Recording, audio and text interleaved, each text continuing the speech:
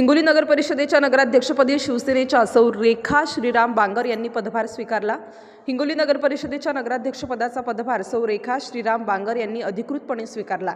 नगर परिषदेच्या कार्यालयात झालेल्या पदभार स्वीकार सोहळ्यात हा कार्यक्रम पार पडला।